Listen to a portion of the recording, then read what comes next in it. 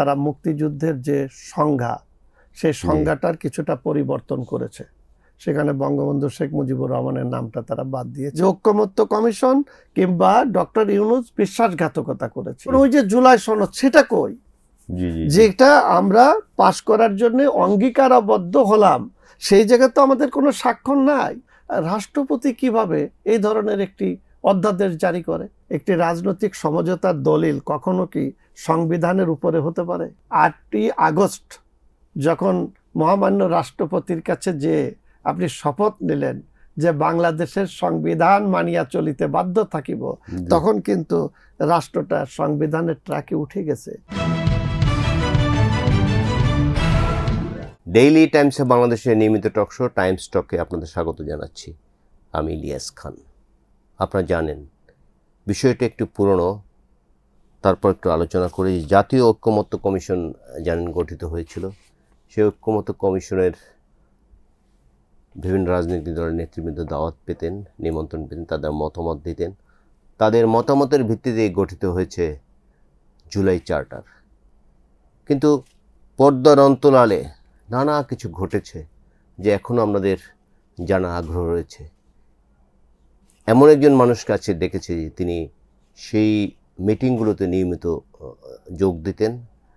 তিনি আজকে আমাদের স্টুডিওতে অতিথি হিসেবে আছেন। গণফোরামের সাধারণ সম্পাদক ডক্টর মোহাম্মদ মিজানুর রহমান, আপনাকে স্বাগত জানাচ্ছি। আপনাকেও ধন্যবাদ।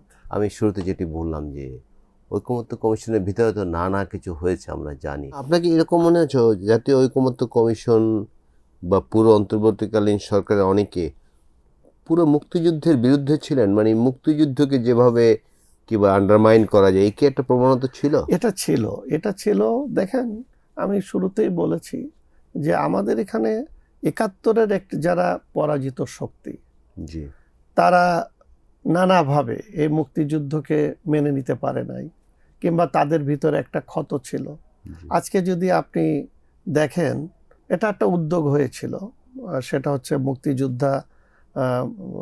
মুক্তিযুদ্ধ বিষয়ক মন্ত্রণালয়, তারা মুক্তিযুদ্ধের যে সংজ্ঞা সেই সংজ্ঞাটার কিছুটা পরিবর্তন করেছে। সেখানে বঙ্গবন্ধু শেখ মুজিবুর রহমানের নামটা তারা বাদ দিয়েছে। যাই হোক, তারা সেখানে যখন এটার সংজ্ঞা পরিবর্তনের জন্য যায়, কোনখান থেকে নাম্বার দিয়েছে? মুক্তিযুদ্ধের যে সংজ্ঞা, আচ্ছা, মুক্তিযোদ্ধা মন্ত্রণালয়, আপনি এখনই ওয়েবসাইটে ঢোকেন, মুক্তিযুদ্ধের সংজ্ঞা, আপনি এখনই গুগলে যান, সেখানে বলা আছে কি যে পাকিস্তান মানে সরকারের বা সেনাবাহিনীর বিরুদ্ধে আমরাই যুদ্ধে অংশগ্রহণ করছি, এবং পরিষ্কার করে সেখানে বলা আছে যে পাকিস্তান সেনাবাহিনী এবং তার সঙ্গে কারা, যে তাদের সহযোগী রাজাকার, আল বদর, আল শামস, জামাতে ইসলাম, তারপরে নেজামে ইসলাম, এরকম অনেকগুলো রাজনৈতিক দলের নাম বলা আছে। এবং ওই জায়গায় কিন্তু হাত দিতে কেউ কেউ চাপ প্রয়োগ করেছিল, কিন্তু এই সাহসটা পায় নাই।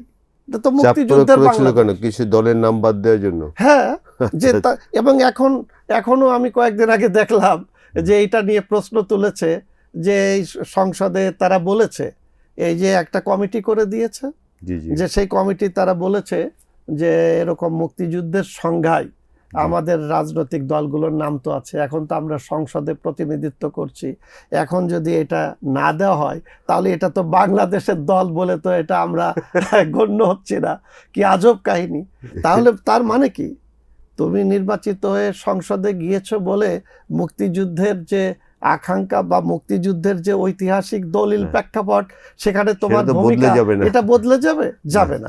এখন এই যে কাজগুলো হয়েছে, তার মানে যে এখানে আমরা যেটা মনে করেছি যে আমাদের মুক্তিযুদ্ধের ঐতিহাসিক যে দলিলগুলো, যে মীমাংসিত ইস্যুগুলো, এটা বারবার নিয়ে নানাভাবে যখন যে ক্ষমতায় থেকেছে বিতর্কিত করেছে। আমি যে কথাটা আপনাকে মাঝখানে বলেছি, রিপিট হয়, যে আমরা দেখেছি যে আওয়ামী লীগ ক্ষমতায় এসে জিয়াউর রহমানকে বিতর্কিত করার চেষ্টা করেছে। এটা করার কারণেই তো বিএনপি সেখানে তাদেরকেও নানাভাবে মানে কথাবার্তা বলছে। এই যে পরস্পর বিরোধী কথা, এটা আমাদের না হওয়া উচিত। এটা জাতি হিসাবে আমরা খুবই দুঃখজনক। আপনি কি বলবেন যে ঐকমত্য কমিশনের মূল কুশীলব ছিলেন প্রফেসর আলী রিয়াজ? আমি শুধু তাকে বলছি তা না, এখানে একটা ডিপ স্টেট কাজ করেছে, যে প্রকাশ্যে আমাদের সঙ্গে যেটা হয়েছে, যেমন আমি মানে স্বীকার করতে আমার বাধা নাই যে জনাব সালাউদ্দিন আহমেদ তিনি অনেক ব্যাপারে ছাড় দিয়েছেন, অর্থাৎ বিএনপির 31 দফা কিংবা রাজনৈতিক দল হিসাবে তাদের তো একটা স্ট্যান্ড ছিল যে আমরা এটুক যাব এটুক যাব না। ও আমি যেহেতু সেখানে ছিলাম, উনি বলেছেন যে ঠিক আছে এই বিষয়টা আমি আগামীকাল বা আমাকে 2 দিন সময় দেন। তো ও যে টপিকসটা নিয়ে আমরা আলোচনা করছি সেখানে দেখা গেছে 2 দিন সেখানে ড্রপ করা হয়েছে, বলা হয়েছে ঠিক আছে এটা আরো 2 দিন পরে এই বিষয়টা আলোচিত হবে, পরের দিন অন্য এজেন্ডা নিয়ে আলোচনা হয়েছে। 2 দিন পরে যে কিন্তু জনাব সালাউদ্দিন সাহেব বলছে যে হ্যাঁ আমি আমার দলের সাথে আলোচনা করেছি, আমরা এখন এইভাবে করতে সম্মত আছি। সেখানে আমরা করতালি দিয়ে সাপোর্ট দিয়েছি। এরকম বিএনপি কিন্তু অনেক জায়গায় ইতিবাচকভাবে ভূমিকা নিয়েছে, কিন্তু সব মিলে জামাত ইসলামও তো কিছু কিছু জায়গায় নোট অফ ডিসেন্ট দিয়েছিল। সেখানে কিন্তু আমরা সবাই মিলে আসলাম যে এতগুলো বিষয় আমরা একমত হলাম, এতগুলো বিষয়ে একমত হলাম না। তো যেগুলো একমত হননি সেগুলো কি চার্টারে থাকার কথা ছিল? এটা কথা ছিল, এটা প্রফেসর ইউনুস তিনি প্রতিশ্রুতি দিয়েছিলেন যে এটা থাকবে, আলী রিয়াজও ছিল। আমরা যেটা বলছি যে প্রতিশ্রুতি ভঙ্গ করেছে বা কয়েকটা দল বলছে যে ঐকমত্য কমিশন কিংবা ডক্টর ইউনুস বিশ্বাসঘাতকতা করেছে, এই যে কথা আমি বলছি না, অনেক দল বলেছে, বড় দল আমি বলেছি যে যে বিষয়গুলো এখন এই যে তারা যে বলেছে, বলার কারণটা হচ্ছে যে এই যে নোট অফ ডিসেন্ট যেগুলো ছিল সেইগুলো বাদ দিয়ে আপনি পুরোটা আপনি জুলাই চার্টারে অংশ মানে নিয়ে আসলেন এবং যেটা আপনি গেজেট আকারে পাশ করে ফেললেন রাষ্ট্রপতিকে দিয়ে। এখন ওই যে আমি একটা কথা বললাম যে আপনি দেখেন অধ্যাদেশের মধ্যে যে সেখানে বলা আছে দলীয় প্রধান, একটা বিষয় আমি ক্লিয়ার হয়নি জি যে আপনার যে নোট অফ ডিসেন্ট আপনারা দিয়েছেন, বিএনপি দিয়েছে, জামাত দিয়েছে, সেগুলো কি নোট অফ ডিসেন্ট আকারে চার্টারে আছে না ডিসেন্টার ওটা নাই, উল্লেখ নেই? কোনোটাই উল্লেখ নাই। তাহলে তো যদি তাই থাকে, এখন ওই যে আমি যে কথাটা বারবার বলছি যে তাহলে তো ওই ওই অধ্যাদেশ যদি মেনে নেওয়া হয় তাহলে বিএনপি তো নোট অফ ডিসেন্ট দিয়েছে যে আমার দলীয় প্রধান প্রধানমন্ত্রী হতে পারবেন, জি জি জি, কিন্তু জুলাই চার্টারে তো সেটা নাই এবং রাষ্ট্রপতির অধ্যাদেশে তো সেটা নাই। তাহলে সেটা কোথায় গেল? এটা তো ডিপ স্টেট করেছে। আরেকটা কথা বলি, বিএনপি বলেছে যে উচ্চ কক্ষ আমরা করব, তাদের 31 দফাতেও আছে, এটা কিন্তু আমরাও গণফোরাম সমর্থন করেছিলাম। এখন এই যে তাদের 31 দফা বা উচ্চ কক্ষ করা, সেটা কি হবে? তারা বলেছে যে তারা যে আসনগুলো পাবে আসনের আনুপাতিক অংশ মানে অনুসারে তারা করবে, আর অন্যান্য দলগুলো জামাত সহ অন্যরা বলেছে যে না ভোটের সংখ্যানুপাতিক অনুযায়ী হবে। এখন সেখানে বিএনপি যেটা বলেছে সেটা তো নাই। আমি সেটা সমর্থন করলাম কি করলাম না তা না, এখন বিএনপি যেটা নোট অফ ডিসেন্ট দিয়েছে সেটা তুলে আপনি বলেছেন যে ভোটের সংখ্যানুপাতে অনুযায়ী হবে, তো বিএনপি তো ওটা মানবে না, কারণ বিএনপি তো নোট অফ ডিসেন্ট দিয়েছে। তাহলে আপনি এই যে আমরা বা বৃহৎ রাজনৈতিক দল বা ছোট দল, আমি এইভাবে না বলে আমরা যারা অংশগ্রহণ করলাম এই ক্রিয়াশীল সক্রিয় রাজনৈতিক দলের সাথে মাসের পর মাস বৈঠক করে আপনি কেন আপনার প্রতিশ্রুতি ভঙ্গ করে এই যে যেগুলো ঐকমত্য হলাম সেগুলো দিলে তো আজকে বিএনপি বলতে পারতো না যে আমি এটা মানি না। অনেকগুলো সাংবিধানিক প্রতিষ্ঠান সংস্কার করার জন্য বিএনপি তো সেখানে একমত পোষণ করেছিল, আমি দায়িত্ব নিয়ে বলছি। আজকে কেন তারা সরে যাচ্ছে? কেন যাচ্ছে? এই কারণে যে তাদের মৌলিক যে ব্যাপারগুলোতে তারা আপত্তি করেছিল সেই আপত্তির জায়গায় না রেখে আপনি সবগুলো প্যাকেজ আকারে এখন বিএনপির উপরে চাপিয়ে দিচ্ছেন, যেটা তুমি করতে বাধ্য। এখন ঐকমত্য কমিশনে তো সেটা পাস হয় নাই, এইটাই হচ্ছে মূল বিষয়। আর একটা আপনাকে কথা বলি, সেটা হচ্ছে আমরা স্বাক্ষর করলাম এক পাতা, বললাম যে জুলাই সনদ আমরা বাস্তবায়ন করব। এখন জুলাই সনদ কোনটি? যেটা আপনি দিয়েছেন চার্টার্ড আকারে, ওটা তো না। যেমন ধরেন সংবিধান প্রণয়ন committee, doctor Kamal Hossain chairman, সেখানে একটা কমিটি ছিল না, অন্য সদস্যরা ছিল না। এই যে এটা পাশ হওয়ার আগ পর্যন্ত তো খসড়া, তাহলে এই খসড়াতে প্রত্যেকের স্বাক্ষর আছে না যারা কমিটিতে ছিল?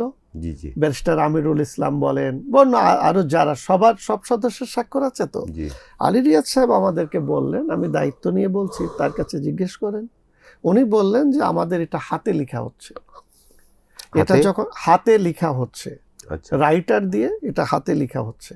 জি আমরা তো স্বাক্ষর করেছি একটা পৃষ্ঠায় 7টা পয়েন্টের উপরে যে আমরা এটা মানিয়া চলিতে বাধ্য থাকিব ইত্যাদি ইত্যাদি।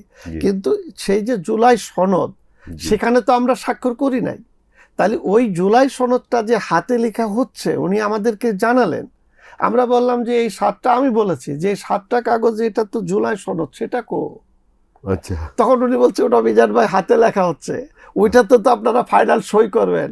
ওইটাতে যদি, আমি বললাম ওইটাতে যদি সই না করি তাহলে আপনি যেটা দেবেন ওইটা তো আমি মানতে বাধ্য না। জি জি জি। ওইটাতে স্বাক্ষরটা হলো মেন। এখন দেখেন মজার ব্যাপার হলো, মানে হাতে লিখে আপনি মন গড়া কিছু দিয়ে দিলেন, আমি না না মেনে নিলাম, তা তো না না, হাতে লিখবেন কোনটা?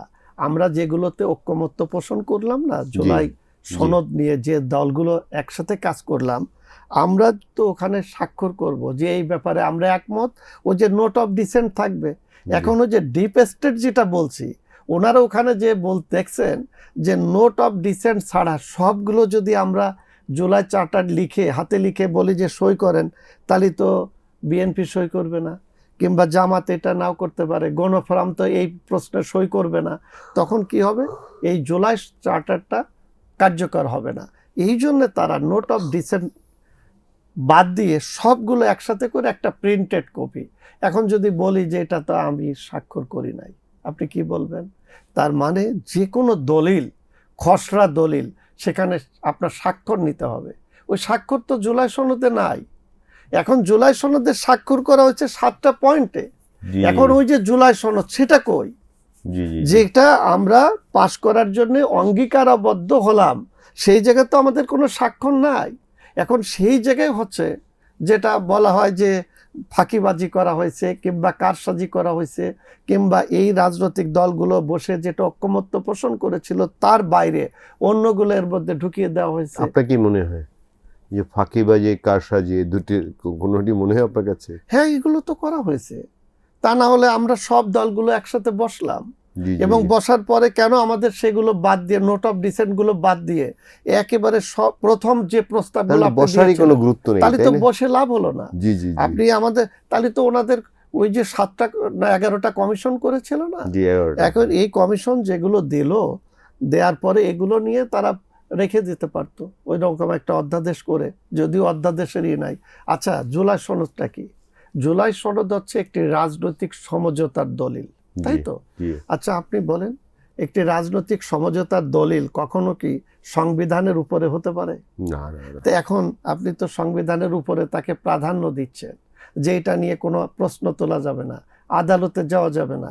একজন নাগরিক যিনি ওখানে স্বাক্ষর করেন নাই, উনি যদি কোনো কারণে সংক্ষুব্ধ হয়, ওনার যদি মৌলিক অধিকার যদি ক্ষুণ্ণ হয়, উনি যদি দেখে আমার মুক্তিযুদ্ধ কি আমার সংবিধান কিংবা আমার ব্যক্তি অধিকার ক্ষুণ্ণ হয়েছে, উনি কি আদালতে যেতে পারবেন না? এখন আপনি এটাকে নিয়ে এটা গেলেন, মৌলিক অধিকার মানুষের। তাহলে আমি আমার মৌলিক অধিকার তো পৃথিবীর কোথাও আপনি খর্ব করতে পারেন না না, সেটাই। একটা আইন দ্বারা। জি, তাহলে এটা একটা সমঝোতার দলিল আপনি নিয়ে গেলেন সংবিধানের উপরে।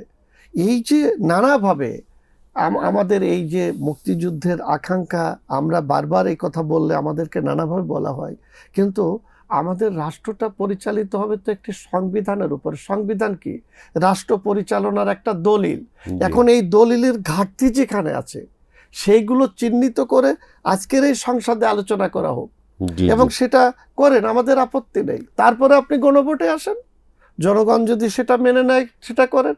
কিন্তু একসাথে এই যে গণভোট, যেটা আমরা বলেছি যে আপনি যদি আগে এটা গণভোট করেন, এটার কোনো আইনগত ভিত্তি নেই। আমরা কিন্তু বারবার বলেছি কমিশনকে, তারাও এটা জানে, কিন্তু তারা ইনিয়ে বিনিয়ে কি বলেছে জানেন? সেটা আপনারাও জানেন, বিভিন্ন টেলিভিশনে আপনিও যান, জি জি তাদের জি। সাথে আপনি একসাথে বসেছেন কিনা জানি না। তো দুর্ভাগ্যজনক হলো তারা ওখানে বলেন যেটা বিপ্লব হয়েছে, সংবিধান নাই। হ্যাঁ, তা আমি সেখানে আমি ওই কমিশনকেও বলেছি, কমিশনে উপস্থিত আমি আমার বক্তব্যে বলেছি যে যারা ইনিয়ে বিনিয়ে বলছেন যেটা বিপ্লব হয়েছে এবং সংবিধান মূলত নাই, 106 অনুচ্ছেদ অনুযায়ী সুপ্রিম কোর্টের রেফারেন্স নিয়ে যে এটা গঠন করা হয়েছে, এটাও নানান ক্ষেত্রে প্রশ্নবিদ্ধ। কমিশনে বলেছেন একটি রাজনৈতিক দলের আইনজীবী ল প্যানেল থেকে ওখানে, যে তার বক্তব্যের পরে আমি বলেছি যে আপনি যাহাই কিছু বলেন না কেন, হুম।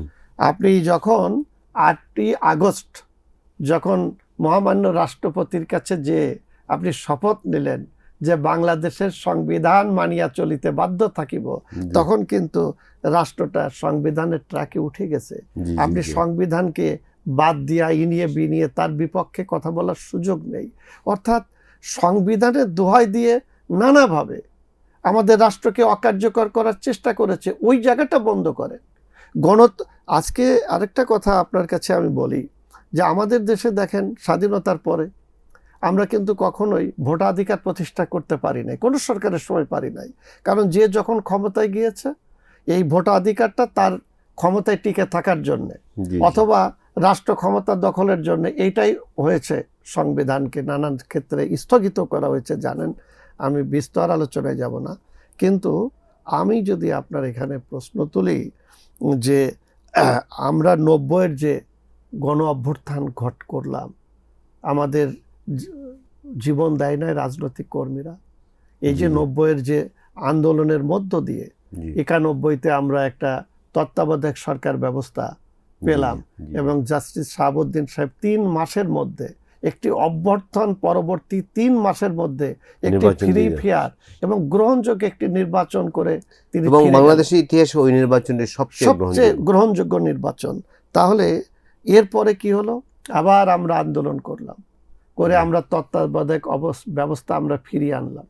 আনার পরে তখন দেখা গেল যে এই সরকারের 5 বছরের মধ্যে একটা বড় ধরনের মানসিক যে একটা অশান্তি অস্বস্তি, কি যে আগামী নির্বাচনে তো আমি যদি হেরে যাই কি করতে হবে, এই ক্ষমতার চেয়ার আর ওই যে এসএসএফ দিয়ে যেই ধরনের তার প্রোটোকল, এর থেকে বেরিয়ে আসার জন্য তারা কি করলো যে না, তত্ত্বাবধায়ক ব্যবস্থা রাখা যাবে না, এটা সংবিধান পারমিট করে না।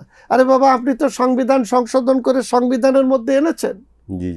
যখন আপনি সংবিধানের মধ্যে এনেছেন তখন তো ওটা সংবিধানের অংশ হয়েছে। আপনার মনে আছে যে বিএনপি সারা রাত বসে তারা কিন্তু এটা পাশ করিয়েছিল এবং বিরোধী দল হিসাবে তখন আওয়ামী লীগ এবং অন্যান্য সকল রাজনৈতিক দল আন্দোলন করেছিল যে না, আমরা তত্ত্বাবধায়ক সরকার ব্যবস্থা চাই। বিএনপি তো সেটা করলো। তাহলে তুমি আন্দোলন করে তত্ত্বাবধায়ক ব্যবস্থা আনলে, আবার তুমি শেখ হাসিনা কি করলে, সেই তত্ত্বাবধায়ক ব্যবস্থা সংবিধান থেকে নির্বাচনে পাঠালে। এই যে ক্ষমতায় টিকে থাকার জন্য সংবিধানের দোহাই দেওয়া। এখন মুদ্রা কথা হলো যে আমরা তো আবার সেই 13 সংশোধনী মাধ্যমে কি পেলাম, তত্ত্বাবধায়ক ব্যবস্থা ফিরে পেলাম। এখন এই যে আগামী 5 বছর পরে আবার নির্বাচন হবে, যদি এই নির্বাচনটা যদি কন্টিনিউ, যেটা অতীতেও যে কয়টি তত্ত্বাবধায়ক সরকারের অধীনে নির্বাচন হয়েছে তুলনামূলক তো গ্রহণযোগ্য এবং অবাধ নির্বাচন হয়েছে, জনগণ ভোট দিতে পেরেছে। আমার দল গণফোরাম আমরা 93-তে প্রতিষ্ঠা লাভ করেছি, তারপরে প্রত্যেকটা নির্বাচনে গিয়েছি, কয়েকটি বিতর্কিত নির্বাচন ব্যতীত। তো সেখানে 18তেও আমাদের 2 জন সংসদ সদস্য ছিল, এবার আমরা নাই। কিন্তু আমরা সংসদে নাই বলেই কি আমরা বলবো যে নির্বাচন অবাধ হয়নি কিংবা এটা গ্রহণযোগ্য হয়নি? এটা বলার সুযোগ নেই। এই জন্য 5 বছর পর পর যদি একটি অবাধ, সুষ্ঠু এবং জনগণের কাছে গ্রহণযোগ্য একটি নির্বাচন যদি হয়, তাহলে আমাদের দেশে গণতন্ত্র আলোর মুখ দেখবে এবং কখনোই একটি স্বৈরাচারী ফ্যাসিস্ট সরকারের আর জন্ম বাংলাদেশে হবে না। এই জন্য আমরা সবসময় বলি যে আজকে আমার সংবিধান বলছে জনগণ ক্ষমতার মালিক, রাষ্ট্রের মালিক, প্রজাতন্ত্রের মালিক। কিভাবে? সে তো মালিকানা প্রতিষ্ঠা করবে 5 বছর পর পর ভোট দিয়ে, তার প্রতিনিধিদের সংসদে পাঠিয়ে, রাষ্ট্র ক্ষমতায় পাঠিয়ে। তো এই যে ভোটাধিকার না থাকায় জনগণ তো তার মালিকানার থেকে বারবার পিছিয়ে গেছে। এই যে সংবিধান সংস্কার পরিষদ একটি কথা আমরা শুনছি এবং বিএনপি সেটিতে শপথ নেয়নি। একটি বিষয় আমার কাছে স্পষ্ট না, এবং এই অনুষ্ঠান যারা দেখছেন অনেকে এই প্রশ্ন তুলেছেন যে যারা পার্লামেন্ট মেম্বার তারাই এই কমিটির সদস্য হবেন, তো নতুন করে এটা এই কমিশন করা দরকার কি? দেখুন, আমি যেটা প্রথমে বলেছি, এটা তো আমার সংবিধান তো সেটা অনুমোদন দেয় না। হ্যাঁ, বিএনপি যেটা বলেছে এটা যথার্থ। হ্যাঁ, তাদেরকে আপনি দায়ী করছেন। ওই যে বললাম ডিপ স্টেটের মতো আপনি একটা সাজিয়ে নিয়ে জুলাই সনদ, যেটা আমাদের রাজনৈতিক দলগুলো ঐক্যমত্য হলাম, নোট অফ ডিসেন্ট দিলাম, এগুলোকে সব বাদ দিয়ে আপনি একটা যেভাবে নিয়েছেন চাপিয়ে দেওয়া। ঠিক অনুরূপভাবে এই যে যেটা মানে রাষ্ট্রপতির দিয়ে যে অধ্যাদেশ করা হলো, এবং একটি সংবিধান যেটি অনুমোদন করে না, রাষ্ট্রপতি কিভাবে এই ধরনের একটি অধ্যাদেশ জারি করে? এখন রাষ্ট্রপতিকে তো সেই সময় যা নিয়েছে ওনাকে সই করা ছাড়া তো উপায় ছিল না। জি, জি। এখন ধরেন সেই জিনিসটা তো একটি রাজনৈতিক দল কিংবা যারা সংবিধান কিংবা যারা আইনের শাসনে বিশ্বাস করে তারা তো এটা মানতে পারে না। আজকে যদি ওটা যায়, এটাই তো চ্যালেঞ্জ হচ্ছে। এবং Right. আপনি সুপ্রিম কোর্টে গেলে ওটা তো টিকবে না। জি, আপনি জি। যাই কিছু বলেন, আমরা বাইরে যাই কিছু বলি না কেন, আমার শেষ জায়গাটা কোথায়? আদালত। আদালত। সংবিধানের সংরক্ষক কে? অভিভাবক কে? সর্বোচ্চ আদালত, সুপ্রিম কোর্ট। এবং তারা দেখিয়ে দিয়েছে যে সংসদে অনেক ক্ষেত্রে যে বলেছি, ব্যক্তির আকাঙ্ক্ষা অনুযায়ী বা তার দলের আকাঙ্ক্ষা অনুযায়ী সংবিধান সংশোধন করা হয়েছে, কিন্তু সেটা টেকে নাই। কারণ সংবিধান কখনো ব্যক্তির ইচ্ছা, ব্যক্তির দলের ইচ্ছা অনুযায়ী সেটা নিজের নিয়ন্ত্রণে রাখা যায় না। এটা পৃথিবীতে কোথাও হয় না, এটা সভ্যতা না। আপনি ভারতের সংবিধান কয়বার পরিবর্তন হয়েছে? আপনি দেখেন আমেরিকার সংবিধান কবে লেখা হয়েছে এবং কয় পৃষ্ঠার এবং কতবার সেটা হয়েছে? আমাদের বাংলাদেশের মতো না। আপনি ব্রিটেন দেখেন কিভাবে চলছে। আমার আপনার একটা লিখিত সাধারণ সংবিধানই নেই। হ্যাঁ, তার মানে কি, আমার আপনার সাধারণ যে জেনারেল নলেজ কিংবা সাধারণ জ্ঞান আমরা বলি, আপনি বের হয়ে রিক্সায় উঠবেন, তার কাছে আপনি ভাড়ার কথা জিজ্ঞেস করলেন, সে আপনার কাছে বলল, যদি অস্বাভাবিক হয় তখন আপনি বাধা দিচ্ছেন। একটা ব্যক্তিকে আপনার সামনে দাঁড়িয়ে মারছে, এটা আপনার বিবেক বাধা দিচ্ছে, এটাই হচ্ছে আইন। যেটা অন্যায় হচ্ছে, এটা অস্বাভাবিক। অর্থাৎ প্রতিটি ক্ষেত্রে আপনার বিবেক যেখানে বাধা দিচ্ছে, হ্যাঁ, বিবেক বিবর্জিত হচ্ছে সচেতন মানুষের কাছে, ওটাই কিন্তু আইন। আপনি কয়টি মিটিংয়ে ছিলেন? আমি এক দুটো মিটিং ছাড়া সবগুলো মিটিংয়ে থাকার চেষ্টা করেছি। অনেক কি বলে যে আপনারা যা বলেছেন অনেক কিছুই বোধহয় সরকার শেষ পর্যন্ত জুলাই চার্টারে সেগুলো রাখেনি। অন্তর্বর্তীকালীন সরকার রাখেনি বলতে, তারা প্যাকেজ আকারে ওই যে সব কমিশনের মতামতের ভিত্তিতে যেটা পাঠিয়েছিল আমাদের কাছে, আমরা তো সব দলগুলো সেটার সবগুলোর সাথে একমত হইনি। আমি যে কথাটা বলছি, জুলাই সনদে আমরা যেগুলো একমত পোষণ করেছিলাম সেগুলো বাস্তবায়ন করার জন্যই যেই মানে পরবর্তী সরকারের কাছে রাখার কথা ছিল। এখন ধরেন জামাত ইসলাম যেটা নোট অফ ডিসেন্ট দিয়েছে, সেটা তো সে বাস্তবায়ন করার জন্য বাধ্য না। এখন তার উপরে যদি চাপিয়ে দেওয়া হয়, আমি ওই কথাটাই বলছি যে বিএনপি যেটা নোট অফ ডিসেন্ট দিয়েছে সেটা তো সে মান্য করতে বাধ্য না।